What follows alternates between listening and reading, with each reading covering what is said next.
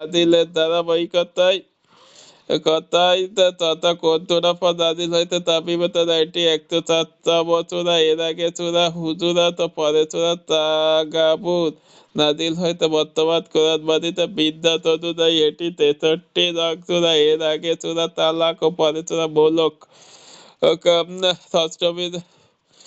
ষষ্ঠবৃদ্ধির দিকে নাজিল হইতে আয়াত 12 চূড়া 63 মাদানী এ তাহারিম শব্দের অর্থ কোনো কিছুকে হারাম করা, বন্ধ করা, কোনো কিছু থেকে দূরে থাকা। এবার একবার রাসূলুল্লাহ বৈধ জিনিসপত্র দূরে থাকার তফাৎ করেছিলেন। এক নং আয়াতে উঠেছে সেই আলাপ, সেখান থেকেই সূরার নাম হয়েছে তাহরিম। মেদতে উম্মুল মুমিনিনদের নিয়ে একটি ঘটনা, বন্ধ নারীদের উদাহরণ, ভালো নারীদের উদাহরণ।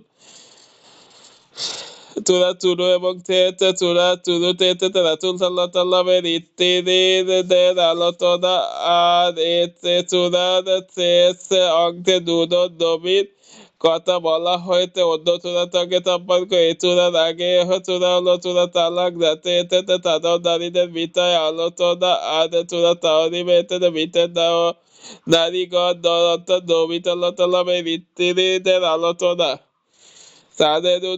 আল্লাহর রাসূল সাল্লাল্লাহু আলাইহি ওয়াসাল্লাম একদিন আসরের পর তার স্ত্রী যায়নাব বিনতু জাহশ রাদিয়াল্লাহু সাল্লামের কাছে গেলেন। সেখান থেকে তিনি অনেকক্ষণ বসলেন, কারণ যায়নাবের ঘরে কিছু মধু হাদিয়া এসেছিল। নবীজি মিষ্টি জাতীয় খাবার পছন্দ করতেন, তখন ওখানে বসে মধু শরবত পান করেছিলেন। এতে করে অনেকটা সময় কেটে যায়। এমনিতে উম্মুল মুমিনদের মতো কারো কাছে ভালো লাগলো না, তাই তারা মিলে পরামর্শ করলেন তাদের যার কাছেই নবীজি আসবেন সেই বলবে আপনার মুখ থেকে মাগাফির এর দুর্গন্ধ আসতে পরিকল্পনা মতো তারা তাই বললেন। তো তখন নবীজি ভাবলেন, যায়নাবের ঘরে মধু খাওয়াটা তাহলে ঠিক হয়নি।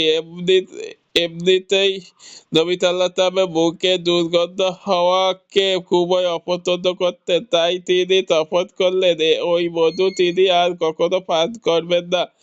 এতে তার অন্য স্ত্রীরা খুশি হলেন বটে, কিন্তু আল্লাহ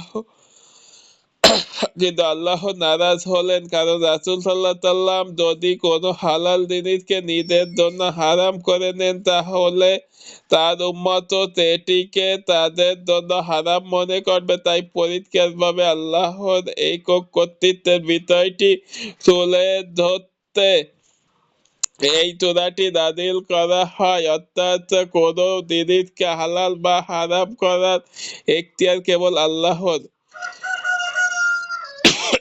মুসলিম 1474 সেগমেন্ট বিদু তিরস্কার।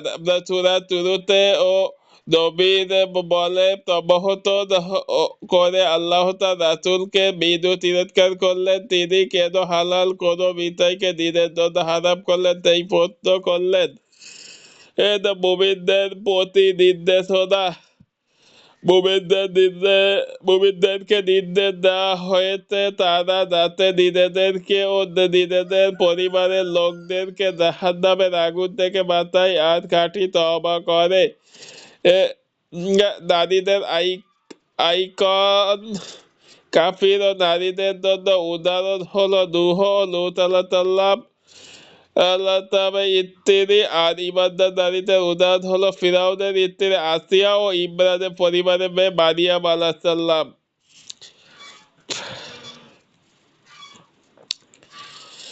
ফজিলাত। সূরা তাহরিমে মুফাসাল সূরাগুলো অন্তর্ভুক্ত। এ সম্পর্কে নবী সাল্লাল্লাহু আলাইহি ওয়াসাল্লাম বলেছেন, মুফাসাল সূরাগুলোর মাধ্যমে আমাকে অন্যান্য নবীদের অধিক মর্যাদা দেওয়া হয়েছে। Cause of effect. গুনাহের পরিমাণ বাড়লে অন্তরে দুর্গন্ধ হয়, আল্লাহর রহমত দূরে চলে যায়। ফলে সামান্য কারণে পরিবারের দ্বন্দ্ব ঝগড়া বিবাদ শুরু হয়। Central theme. এবার জীবনের সকল ক্ষেত্রে আল্লাহ নির্দেশনা মেনে চলা গতিবাদ ভারসাম্যপূর্ণ জীবন। মোহাম্মদ সাল্লাল্লাহু আলাইহি সাল্লাম একজন মানুষ ছিলেন, মানুষ হিসেবে তার ব্যক্তিগত জীবন ছিল, তবে এর চেয়ে বড় পরিচয় হলো তিনি আল্লাহর রাসূল। নবীদের জীবনে ছিল অন্য ভারসাম্য ও জাহান্নাম থেকে বাঁচা। জাহান্নাম খুবই ভয়াবহ জায়গা, প্রত্যেকের উচিত এখান থেকে বাঁচার চেষ্টা করা। এজন্য ও করতে হবে আন্তরিক অনুশোচনা, পাশাপাশি জাহান্নাম থেকে পরিবারকে বাঁচানোর চেষ্টা করতে হবে। কাফির ও মুনাফিকদের ব্যাপারে করণীয়। আল্লাহ তাআলা কাফির ও মুনাফিকদের ব্যাপারে রাসূলকে কঠোর হওয়ার আদেশ দিয়েছেন, সেই সাথে তিনি জানিয়ে দিয়েছেন ওদের ঠিকানা জাহান্নাম, যার হিসেবে সে দেবে। প্রত্যেকটি মানুষ তাদের নিজ নিজ আমলের হিসেব দেবে, আল্লাহ তাদেরকে অনুযায়ী প্রতিদান দেবেন। এখান থেকে কে কার সনদ বা সঙ্গী তা দেখা হবে। ওভারভিউ 1 থেকে 2, আনন্দ কোনো তফাৎ করে ফেললে তা ভাঙা যাবে। 3 থেকে 5, পারিবারিক ও গোপনীয়তা ফাঁস করার পরিণাম সম্পর্কে জানানো হয়েছে। 6 থেকে 8, ইমানদার ও বেঈমান উভয় দলকে সম্বোধন করে ইমানদার ও বেঈমান উভয় দলকে সম্বোধন করে ভিন্ন ভিন্ন কিছু উপদেশ দেওয়া হয়েছে। 6 থেকে 8, 9 নম্বর আয়াতে কাফির ও মুনাফিকদের বিরুদ্ধে জিহাদ করার জন্য রাসূল সাল্লাল্লাহু আলাইহি সাল্লামকে নির্দেশ দেওয়া হয়েছে। 10 থেকে 12, নারীদের জন্য কিছু উদাহরণ সেট করা হয়েছে। কেস স্টাডি দ্বারা ঈমান এনেছে তোমরা নিজেদেরকে ও তোমাদের পরিবারের লোকদেরকেও জাহান্নামের আগুন থেকে বাঁচাও। সূরা তওবা আয়াতে ঈমানদারদেরকে এই আদেশ দেওয়া হচ্ছে কোনো কাফির ও মুশরিককে নয়, কোনো কাফির মুশরিককে নয়। অথচ আমরা তো নিশ্চিন্তে আছি, আরো কালেমা পড়ছি না, তাহলে আজ চিন্তা কি? বেহেশত তো যাবই। ব্যাপারটা আমরা যতটা সহজ ভাবছি ততটা কিন্তু না। আবার শুধু নিজেকে বাঁচানোর চেষ্টা করলে হবে না, পুরোপুরি পরিবারের দায়িত্ব আপনার। আপনার স্ত্রী কন্যা যদি বেপরোয়া হয়ে বাইরে ঘরে যায়, কিন্তু আপনার উপর পড়বে। ডাউট সাইজের টিভি কিনে ঘরটাকে সিনেমা হল বানিয়েছেন, এর হিসেবে কিন্তু আপনাকেই দিতে হবে। একটু ভেবে দেখুন ব্যাপারটা কতটা ভয়াবহ। তাই আজ থেকেই নিজেদেরকে সংশয় করে নিজের তো সব গুনাহ ছেড়ে দেবই, সেই সাথে পরিবার সকলকে গুনাহ ছাড়ার জন্য উপদেশ দেব। ও রিফ্লেকশন সূরা শুরুতে 3 নং আয়াতে আল্লাহ তাআলা বলেছেন, স্মরণ করো যখন নবী তার এক স্ত্রীর কাছে গোপনে একটা কথা বললেন। এই আয়াত থেকে একটা বিষয় আমরা জানতে পারি, যার প্রতি আমরা হাস্যস্ত হই তাকে বিশ্বস্ত মনে করি। যেমন স্ত্রী বা বন্ধু, তার কাছে ব্যক্তিগত বা গোপন কোনো বিষয় জানানো দোষের কিছু নয়, এতে গুনাহ হবে না। তবে তাহার কাছে গোপন বিষয়টা বলা হবে, তার উচিত বিষয়টির গোপনীয়তা বজায় রাখা, কারোর কাছে প্রকাশ না করা। কারণ সে শুনল আর তার কাছে এটা আমানত, আর আমানত রক্ষা করা আবশ্যক।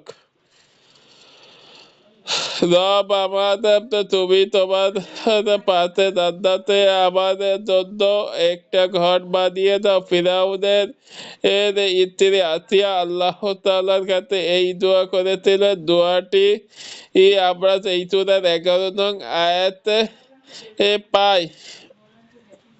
আল্লাহ দোয়াটি এতই পছন্দ করেছেন যে পবিত্র কোরআনে তা উল্লেখ করে দিয়েছেন। এখানে দেখুন, তোমার পাঁচ এখানে দেখুন তোমার পাতে শব্দটিকে আগে আনা হইতে আর একটি ঘর শব্দটি পরে এসেছে।